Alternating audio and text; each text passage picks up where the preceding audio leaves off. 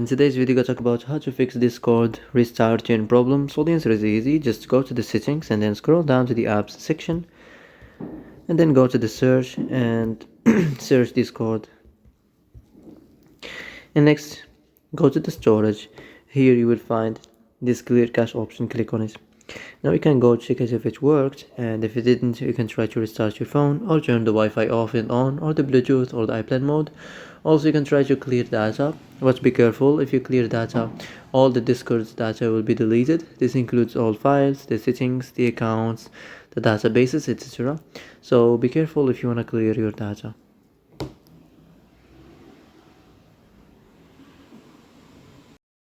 So that's it for today's video. I hope this is the answer you've been looking for, and if you like this video, don't forget to like and subscribe, and see you in the next video.